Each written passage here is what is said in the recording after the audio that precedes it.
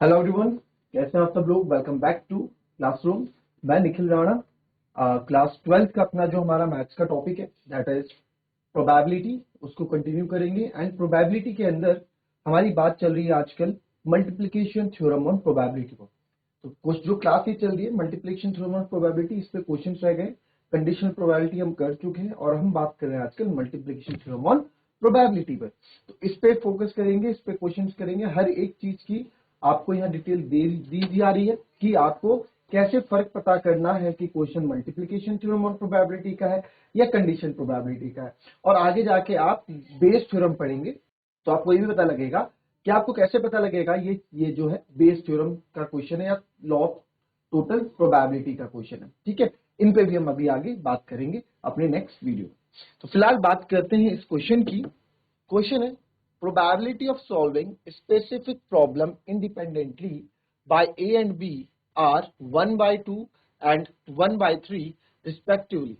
If both try to solve the problem independently, find the probability that the problem is solved. ठीक है, देखिए क्या बोल रहा है क्वेश्चन। प्रोबेबिलिटी ऑफ सॉल्विंग कोई स्पेसिफिक प्रॉब्लम है, ठीक है, उसको इंडिपेंडेंटली सॉल्व करने के लिए ए और बी जो अकेले अकेले जो है ए 1/2 और बी की प्रोबेबिलिटी 1/3 है। यानी इंडिपेंडेंट मतलब अगर उनको अकेले काम दे दिया जाए इंडिपेंडेंटली, किसी के साथ काम नहीं कर रहे हैं, तो ए जो है 1/2 प्रोबेबिलिटी है कि ए खत्म कर लेगा काम और बी की है 1/3। If both try to solve the problem independently, अगर दोनों ही इंडिपेंडेंटली प्रॉब्लम सॉल्व करने का ट्राई कर रहे हैं तो find the probability that the problem is solve. आपको बताना है प्रोबेबिलिटी क्या है कि प्रॉब्लम सॉल्व हो चुकी है। और सेकंड है exactly one of them solve the problem, और एग्जैक्टली इनमें से एक ने प्रॉब्लम सॉल्व कर दी, उसकी प्रोबेबिलिटी क्या है। ठीक है, दो चीजें आपसे पूछी गई। बहुत ही शानदार और बहुत ही प्यारा क्वेश्चन ये है। ठीक है, अगर आप इसको एक बार जरा ध्यान से और फिर से पढ़ ले, मैं स्क्रीन से हट जाऊंगा, फिर से पढ़ लो एक बार इस क्वेश्चन को, बहुत प्यार से पढ़ लो, कोई दिक्कत नहीं है, थोड़ा समझ के कर लो कि क्या क्वेश्चन पूछ रहा है। एक बार देख लो आप लोग।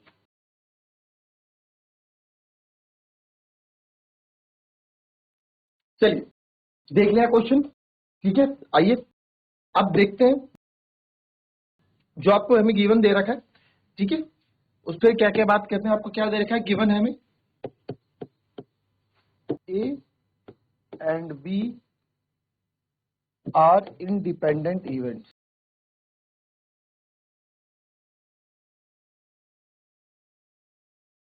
Given A and B are independent events आपको दिए गए। तो प्रोबेबिलिटी ऑफ ए जो आपको यहां दे रखी है वो है 1/2 एंड प्रोबेबिलिटी ऑफ बी जो आपको दे रखी है वो है 2/3, सॉरी 2/3 और 1/3। ठीक है, एक both try to solve the. अब देखो यहाँ पे दोनों हमें देखो, हमारी पहली कंडीशन क्या है कि प्रॉब्लम सॉल्व होनी चाहिए। क्या है, प्रॉब्लम सॉल्व होनी चाहिए, है ना। चलो मैं ई इवेंट ले लेता हूं, यहाँ पे पहला पार्ट कर रहे हैं ना, पहला पार्ट कर रहे हैं ई बी द इवेंट। क्या इवेंट हम ले रहे हैं कि प्रॉब्लम इज सॉल्व।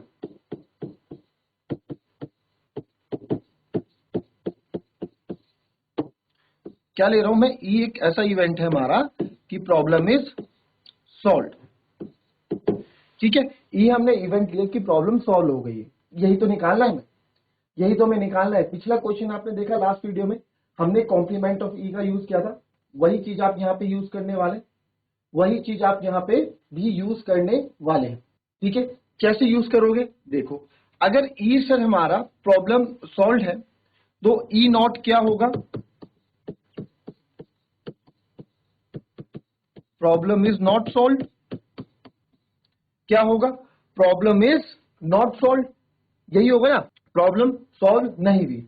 यानी कि आप ये भी लिख सकते हैं probability of neither A not B. ना ही ए कर पाया प्रॉब्लम सॉल्व, ना ही बी सॉल्व कर पाया प्रॉब्लम सॉल्व। तो ई नॉट है प्रॉब्लम इज नॉट सॉल्व, या P neither A probability of neither A not B. मानते हैं इस बात को। तो अब आप देखो यहां से अगर मैं प्रोबेबिलिटी ऑफ ई निकालूं, अब मेरे को प्रोबेबिलिटी ऑफ ई चाहिए, तो उसके लिए आपको प्रॉब्लम इज नॉट सॉल्व यानी कि ई नॉट। तो प्रॉब्लम ये देखो, किसी भी काम को करने की ए की क्या प्रोबेबिलिटी है सर 1/2। अच्छा, और उसी काम को ना करने की क्या हो जाएगी, ए नॉट क्या हो जाएगा 1 - 1/2, यही होगा, जो कि फिर हमारा कितना आ जाएगा, सॉरी हाँ 1/2 तो आएगा, ठीक है। प्रोबेबिलिटी ऑफ ए क्या होगी, ए नॉट 1/2। वैसे ही आपका प्रोबेबिलिटी ऑफ बी नॉट क्या हो जाएगा, बी कॉम्प्लीमेंट 1 - 1/3, तो ये कितना आएगा 2/3। ये रीजन पता है ना क्यों कर रहे हैं हम, देख लो सर, क्योंकि बिकॉज किसी भी चीज की होने प्रोबेबिलिटी प्लस प्रोबेबिलिटी ऑफ उसके ना होने की प्रोबेबिलिटी का सम क्या रहता है, 1 रहता है। किसी भी चीज के होने की और उसके ना होने की प्रोबेबिलिटी का सम क्या रहता है सर, 1 रहता है, इसलिए हम ऐसा कर रहे हैं, ठीक है। तो probability of E plus probability of not E is equal to क्या होता है बच्चों, 1 होता है। आती है, आई ये बात समझ में आपको, कोई दिक्कत है इसमें, किसी को कोई दिक्कत, आई डोंट थिंक सो किसी को कोई दिक्कत यहाँ पे रही होगी। तो ये हमारा 10th क्लास से, या बेसिक में भी मैंने अभी जब हमने इंट्रोडक्शन पढ़ा था तो भी हमने चीज पढ़ ली थी।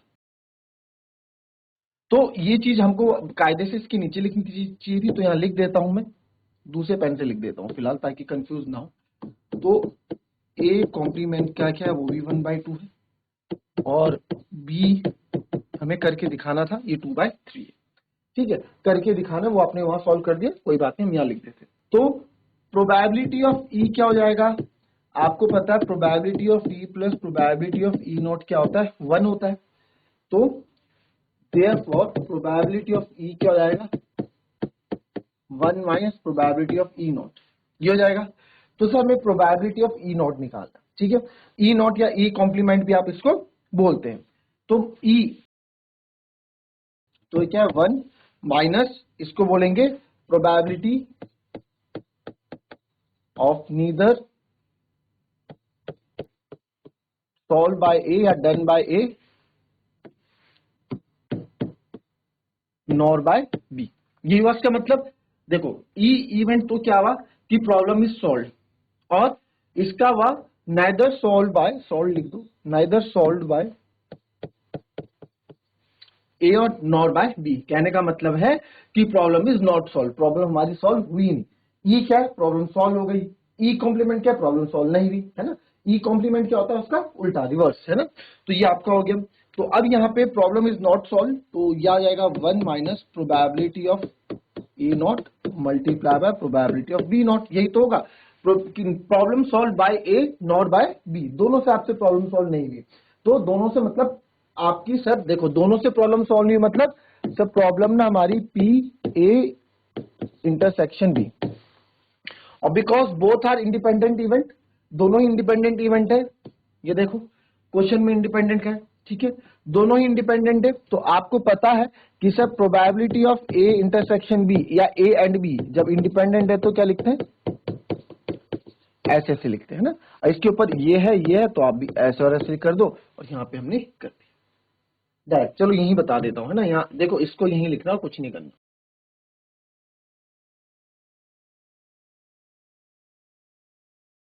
तो ये हो गया सर प्रोबेबिलिटी ऑफ ए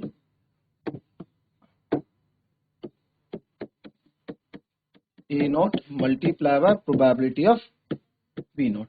आप लिख सकते हैं चाहे यहाँ पे लिखना चाहे, because A and B are independent event.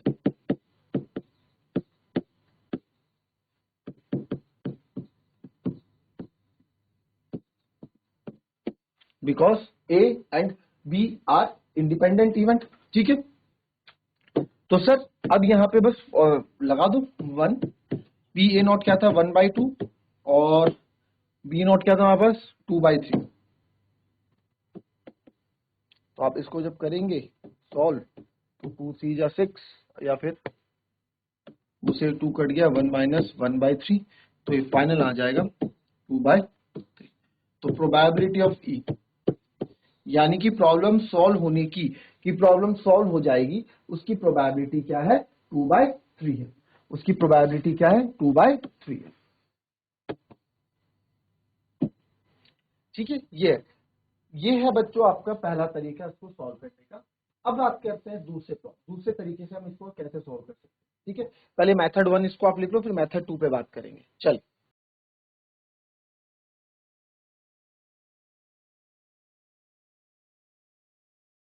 चलिए लिख लिया।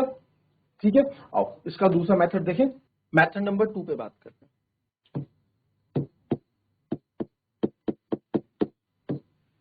मेथड सेकंड, क्वेश्चन क्या पूछा है, ध्यान से देख लो। प्रॉब्लम इज सॉल्व, क्या प्रोबेबिलिटी की प्रॉब्लम सॉल्व होगी, मतलब मेन मतलब हमारा क्या है कि प्रॉब्लम सॉल्व होनी चाहिए। क्या बोला, प्रॉब्लम सॉल्व होनी चाहिए, उससे और कोई मतलब नहीं, हमें मतलब है कि प्रॉब्लम सॉल्व होनी चाहिए, बस प्रॉब्लम सॉल्व होनी चाहिए। ठीक है, तो प्रॉब्लम सॉल्व होनी चाहिए से, अब आप यहां देखो, आपको एक चीज याद होगा, थोड़ा इंट्रोडक्शन क्लास में बताया था, याद होगा।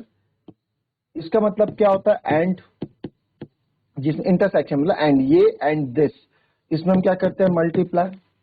यूनियन जब होता है, यूनियन, ये क्या होता है, और, मतलब जिसमें आप प्लस करते हो, ऑप्शन होते हैं, या तो ये हो जाए और मतलब अथवा, और ऑप्शन, या तो दिस या तो दिस, है ना, जो क्वेश्चन भी आपके आता है, और बीच में दो क्वेश्चन कर लो, या तो ये कर लो या तो ये वाला क्वेश्चन कर लो। तो हमने माना प्रोबेबिलिटी, हमने ये माना कि भैया प्रॉब्लम सॉल्व होनी चाहिए ना, हमने बोला प्रोबेबिलिटी ऑफ ए, प्रॉब्लम इससे तो सॉल्व हो गई, बट एंड बी सॉल्व नहीं कर पाया। प्रॉब्लम सॉल्व होनी चाहिए, हमारा मेन फंडा क्या है, प्रॉब्लम सॉल्व होनी चाहिए। किसने क्या ये नहीं बोला, किसने क्या ये नहीं बोला, मेन है प्रॉब्लम इज सॉल्व। तो मैंने बोला कि ए से प्रॉब्लम सॉल्व हो गई, इंटरसेक्शन बी से प्रॉब्लम सॉल्व नहीं हुई, या फिर प्रोबेबिलिटी ऑफ सर ए से नहीं हुई एंड बी से हो गई, है ना, या फिर ए से नहीं हुई और बी से हो गई, एंड मतलब बी से हो गई, या फिर और इस तरीके से भी हो सकता है कि, और इस तरीके से भी हो सकता है कि दोनों से ही सॉल्व हो गई, ए एंड बी, इंटरसेक्शन का मतलब एंड दोनों ने ही सॉल्व कर दी, ये भी हो सकता है। भाई हमें तो क्या चाहिए, हमें तो प्रॉब्लम सॉल्व चाहिए, बात खत्म। हमें क्या चाहिए, प्रॉब्लम सॉल्व चाहिए, बात खत्म, चाहे जो भी करो। ए ने हो गई, बी से नहीं हुई, कोई दिक्कत नहीं, ए से नहीं हुई, बी से हो गई, कोई दिक्कत नहीं, एटलीस्ट प्रॉब्लम तो सॉल्व हो गई। दूसरा देखो, तीसरा या तो ये केस हो सकता है, दोनों से प्रॉब्लम सॉल्व हो गई, कोई दिक्कत। ठीक है, तो आप फटाफट यहाँ पे आप इसकी वैल्यूज रख देंगे, दोनों इंडिपेंडेंट है तो खोल दो, probability of A into probability of B not, और का मतलब क्या होता है, प्लस प्रोबेबिलिटी ऑफ ए, अभी बताया इधर, इंटू प्रोबेबिलिटी ऑफ बी, और का मतलब plus probability of A into probability of B. तो प्रोबेबिलिटी ऑफ ए हमें क्वेश्चन में दे रखा है कितना, 1/2 है शायद दोनों ना, हाँ, तो 1/2 एंड 1/2, और ये 1/3 और 2/3, 1/2 इंटू 1/2 प्लस ये भी 1/2, और ये है आपका 1/3 plus probability of B not, तो 2/3 है ना, फिर प्रोबेबिलिटी ऑफ नेट 1/2, बी का 1/3 प्लस 1/2 इंटू 1/3। सॉल्व करेंगे, अब यहाँ देखो जो जो कैंसिल हो रहा है फटाफट कैंसिल कर देते हैं हम, 2 से 2 कैंसिल, और तो बस सब सही है, फटाफट लिख देंगे, ये आ जाएगा 1/3 प्लस 1/6 प्लस 1/6, तो 1/3 प्लस 1/6 प्लस 1/6, तो ये हो गया आपका एलसीएम 6, 3 दूनी 6 प्लस 1, तो 2 प्लस 3 प्लस 4/6, तो इसको आप करोगे 2 2 जा 4, 2 3 जा 6, यही आया ना, पीछे भी हमारा आंसर 2/3 आया था, तो 2/3 ही हमारा आंसर आया। आई बात समझ, तो सेम था, कोई दिक्कत, इस तरीके से भी आप इस क्वेश्चन को समझ सकते हैं। क्लियर, देख लेंगे एक बार, देख लो इसको।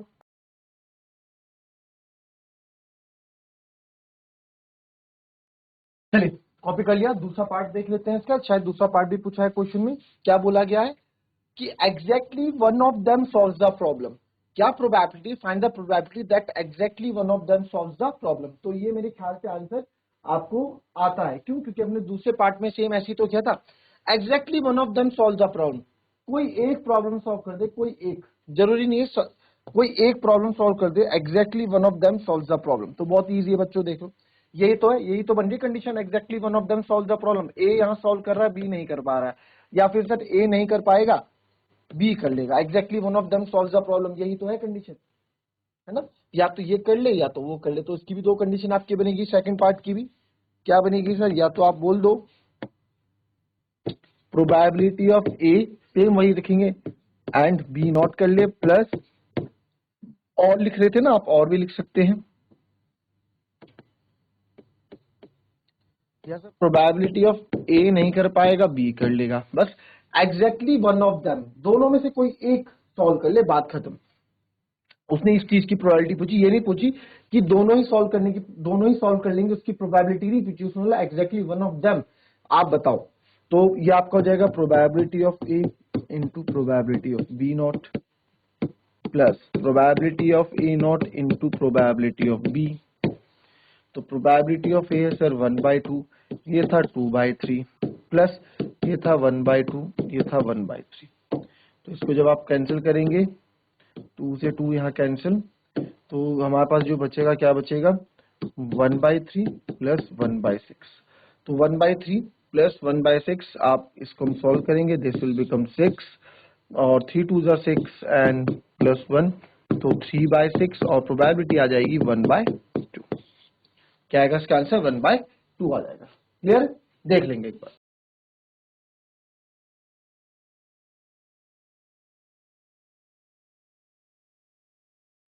चलिए नेक्स्ट क्वेश्चन देखते हैं। One card is drawn at random from a well-shuffled deck of 52 cards. In which of the following cases are the events E and F are independent? कौन कौन से केसेस है जहां पे E और F आपके क्या होंगे, इंडिपेंडेंट होंगे। तो इजी क्वेश्चन है, कोई बड़ी बात नहीं बोली गई। तो पहले का आप देख लो, E क्या इवेंट है हमारा, E हमारा एक ऐसा इवेंट है, the card drawn is spade, the card drawn is spade. F क्या है जी, the card drawn is an ace,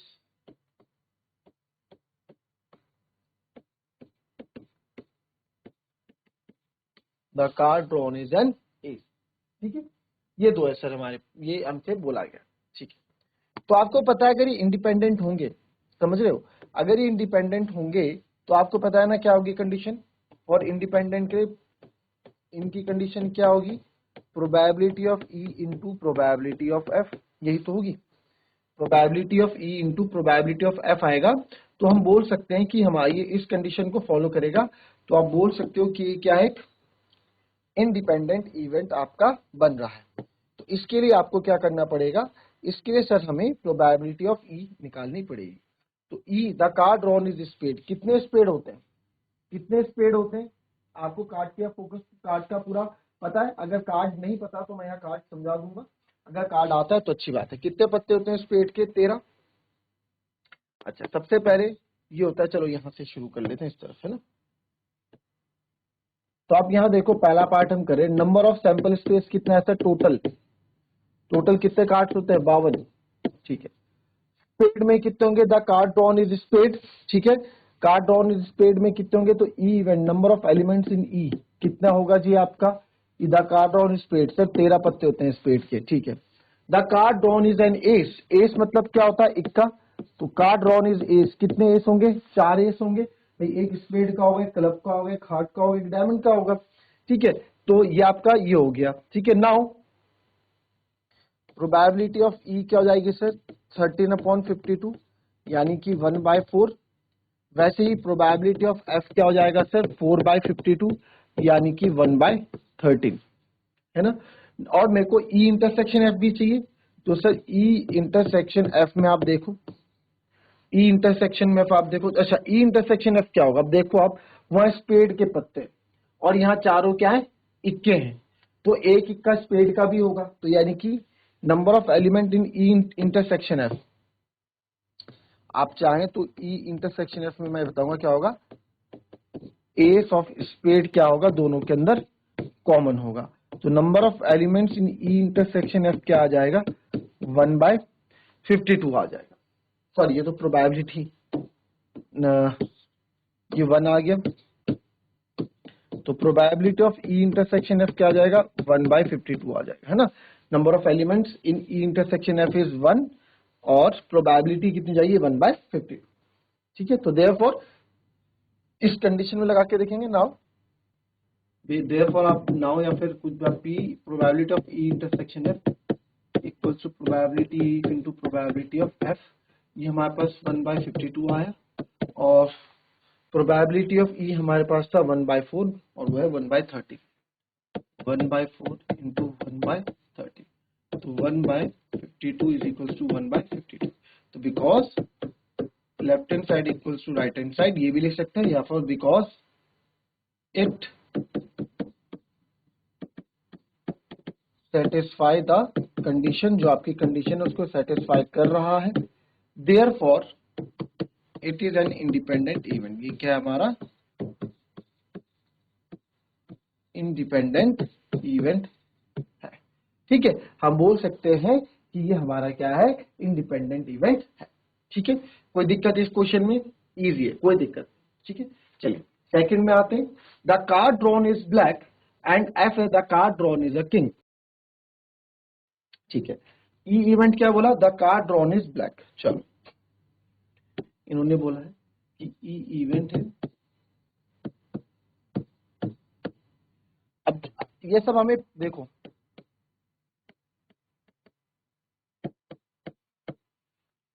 आपको ही पता होना चाहिए ना कि हम ये क्यों निकाल रहे हैं ई इंटरसेक्शन एफ, क्योंकि हमें पता है कंडीशन में जरूरत पड़ेगी। प्रोबेबिलिटी ऑफ ई क्यों निकाल रहे हैं? क्योंकि हमें पता है हमें जरूरत पड़ेगी। प्रोबेबिलिटी एफ क्यों निकाल रहे हैं? क्योंकि हमें पता है जरूरत पड़ेगी। यानी कि हमें कंडीशन पता है, इंडिपेंडेंट इवेंट की कंडीशन क्या होती है, बस उसी को तो सेटिस्फाई करना है। तो उसको सेटिस्फाई करने के लिए जो जो चीजों की, जिन जिन चीजों की मुझे रिक्वायरमेंट है वो मैं निकाल रहा हूँ, दैट्स इट। ठीक है, सिंपल है क्वेश्चन, इतना टफ क्वेश्चन नहीं है। तो the card drawn is black and F the card drawn is king. F कौन सा है?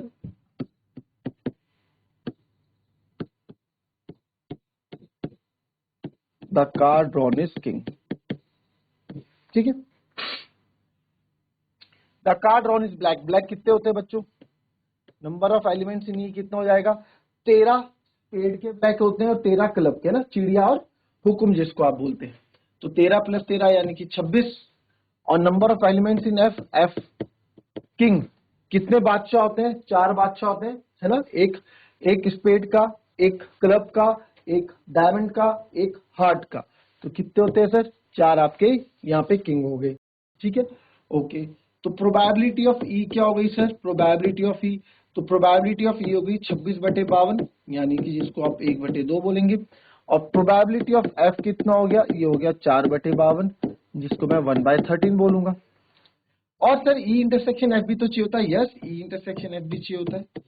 तो दोनों के अंदर कॉमन क्या होगा? एक के पास तो क्या है, एक के पास चारों बादशाह हैं, एक के पास केवल ब्लैक पत्ते हैं। तो ब्लैक पत्ते में ब्लैक पत्तों का बादशाह भी होगा, एक स्पेड का होगा। भाई दोनों ब्लैक पत्ते हैं ना, इनके पास क्या है? इनके पास ब्लैक पत्ते हैं। ब्लैक किसके किसके होते हैं? स्पेड के और क्लब के। अब स्पेड के पास अपना किंग होगा, इसके पास भी अपना किंग होगा। सब पे किंग तो अपने अपने होते हैं, है ना। ये स्पेड का मालिक है, क्लब का मालिक है, तो इसके अपने अपने किंग सबके पास होते हैं। तो इसके पास the card drawn is king, वो किंग आना चाहिए। तो नंबर ऑफ एलिमेंट्स, किंग के टोटल एलिमेंट्स कितने? 4। तो उसमें से 2 किंग, यानी कि कॉमन हो गए। The card drawn is king है ना। एफ क्या है? एफ के पास चारों किंग है, एफ के पास चारों किंग है। ठीक है, इसके पास स्पेड का भी है, इसके पास क्लब का भी है, इसके पास डायमंड का भी है, इसके पास हार्ट का भी है। तो इन दो में कॉमन क्या है? स्पेड और क्लब। लिखना चाहे तो लिख सकते हैं, king of spade and club.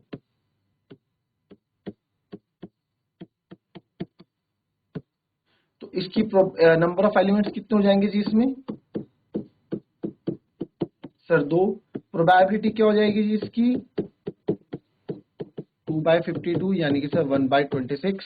Okay, now चलते हैं कंडीशन के पास अपनी। ये हम सेकंड पार्ट कर रहे हैं ना। नाउ यहां कर देते हैं, या नाउ वी नो दैट, या बिकॉज वी नो दैट, या आप लिखो देयरफॉर, कुछ भी अपनी लैंग्वेज अपने अकॉर्डिंग आप कर सकते हैं। Because probability of E intersection F is equal to probability of E into probability of E intersection F हमारा 1/26 आया, और ये हमारा 1/2 आया, और सर ये हमारा 1/13 आया। तो जब इसको हम करेंगे 1/26 इक्वल टू 1/26, तो बस because left hand side equals to right hand side, या फिर it satisfies the given condition, it satisfy the condition of independent event, ये भी लिख सकते हैं, it satisfy the condition of independent event, ये लिख लेना, मैं आधा लिख रहा हूं, in it condition of independent event, therefore it is independent event. ठीक है, ये आप पूरा लिखना, देयरफॉर इट सेटिस्फाई द, इतना लिख सकते हैं, because LHS equals to RHS, therefore it is independent event, it is independent event, ये लिख सकते हैं आप, या फिर दूसरा लिख सकते हैं, they because therefore it satisfy the condition of independent event, ये भी लिख सकते हैं। ठीक है, कोई दिक्कत नहीं है, दोनों सेम है। चलिए थर्ड पार्ट पे भी था इसका, शायद थर्ड पार्ट भी था, थर्ड पार्ट देख लो, the card drawn is king और क्वीन, द कार्ड ड्रॉन हमने क्या किया, या तो किंग और क्वीन, और the card drawn is a queen और जैक। चलो जरा फटाफट इसका सैंपल स्पेस बना दो, इसको शॉर्ट में बताऊंगा मैं, इसको करोगे आप शॉर्ट में बताऊंगा, होमवर्क के लिए करोगे आप, ट्राई करेंगे, चलो यही पे आ जाएगा, फटाफट करो। देखो यहाँ पे the card drawn is king और क्वीन, और का मतलब क्या बताया था सर, और का मतलब आपने ऐड होना बताया था, तो कार्ड ड्रॉन इज किंग और क्वीन, जो आप लिख लेना, मैं डायरेक्ट बताऊं, कार्ड ड्रॉन इज किंग और क्वीन, यानी 4 किंग होंगे 4 क्वीन होंगे, तो कितने हो गए 8, तो इसकी प्रोबेबिलिटी क्या होगी 8/52। ठीक है, फिर the card drawn is queen और जैक, एफ का क्या है, कार्ड ड्रॉन इज क्वीन और जैक, तो सर क्वीन भी 4 होती है, जैक भी 4 होते हैं, तो 8, तो इसकी भी प्रोबेबिलिटी हो गई एफ की 8/52। कोई दिक्कत, कोई दिक्कत, ठीक है। अब ई इंटरसेक्शन एफ भी मेरे को यहाँ चाहिए, ई इंटरसेक्शन एफ भी चाहिए, आप करोगे, मैं आपको बस ऐसे बता रहा हूँ रफली। The card drawn is king और क्वीन, और the card drawn is queen और जैक, तो आप देख रहे क्वीन इसके पास भी है, क्वीन इसके पास भी है ना, तो कितनी क्वीन होंगी सर, 2 क्वीन होंगी, है ना, क्वीन 4 होती है टोटल, क्वीन कितनी होती है टोटल, 4 क्वीन होती है, और यहाँ भी the card drawn is queen और जैक, तो ई इंटरसेक्शन एफ में कितने एलिमेंट्स आएंगे 4, तो प्रोबेबिलिटी क्या हो जाएगी सर, इसकी प्रोबेबिलिटी हो जाएगी 4/52। तो अब आप इसको मल्टीप्लाई करके देखो, P इधर इधर मैं क्या रखूंगा, इधर रखता हूं 4/52, इधर आपका 8/52 इंटू 8/52, तो आप देखोगे 4/52, 8 8 64/52, ये इसके इक्वल नहीं आएगा, है ना, आप करके देख लेना, उसके इक्वल नहीं आएगा, तो लिख सकते हो बिकॉज, तो therefore left hand side equals to, left hand side is not equals to right hand side, इस तरह से लिखेंगे, तो because left hand side is not equals to right hand side, therefore it is not independent event, या फिर आप लिखेंगे because it doesn't satisfy the condition of independent event, बस इतना लिख के छोड़ देंगे, because it doesn't satisfy the condition of independent event, therefore it is not an independent event, इस तरह से आप लिख सकते हैं। ठीक है, तो थर्ड पार्ट का एक रफली आइडिया फटाफट मैंने आपको यहाँ दे दिया, और चाहता हूं इसको आप फेयरली करके ले आओ, कोई दिक्कत होगी तो कल नेक्स्ट वीडियो में आप पूछ सकते हैं, कमेंट के थ्रू आप पूछ सकते हैं। क्लियर, तो मिलेंगे आपसे नेक्स्ट वीडियो में, और कोशिश करेंगे कि नेक्स्ट वीडियो में हम इस मल्टीप्लीकेशन थ्योरम ऑन प्रोबेबिलिटी को फिनिश कर दें और हम बेस थ्योरम की तरफ बढ़ जाए। तो मिलते हैं आपसे नेक्स्ट वीडियो में, तब तक के लिए be happy, be healthy and be safe. Thank you and have a nice day.